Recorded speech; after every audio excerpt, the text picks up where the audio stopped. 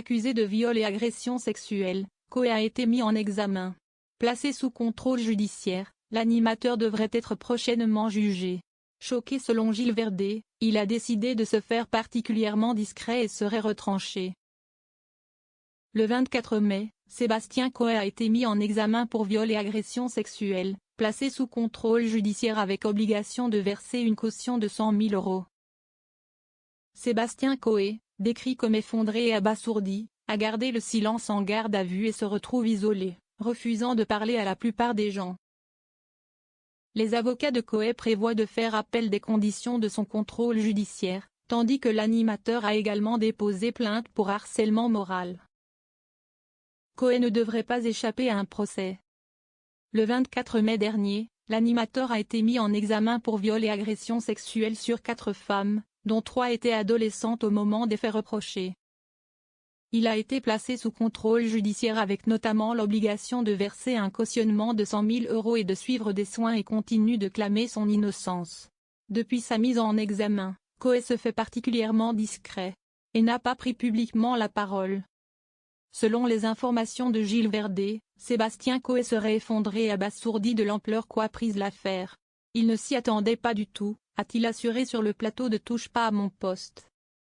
D'après lui, l'animateur aurait gardé le silence en garde à vue et se serait effondré en pleurs. Depuis sa mise en examen, Sébastien Coé serait complètement retranché et refuserait de parler avec la plupart des gens. Extrêmement choqué, comme ses proches et sa compagne, il a décidé de ne pas parler. Coé a mandaté des gens pour sauver ses affaires. Pour le moment, il ne communique pas. Il essaye de digérer. Et il communique avec ses avocats pour faire appel du contrôle judiciaire. Il est choqué et dévasté, a assuré Gilles Verdez. Mis en examen, Sébastien Coé aurait fait appel à 3 personnes afin de tenter de sauver ses affaires. Il n'est plus en état de gérer lui-même. Il y a sa société BeAware qui va assez mal puisqu'il n'y a plus de travail. Les 24 salariés de la société ont été licenciés, a rappelé le chroniqueur de Touche pas à mon poste. Du coup, il a mandaté des gens pour tenter de trouver des solutions. Est-ce que ce sera des clients? Assurer la survie de l'entreprise?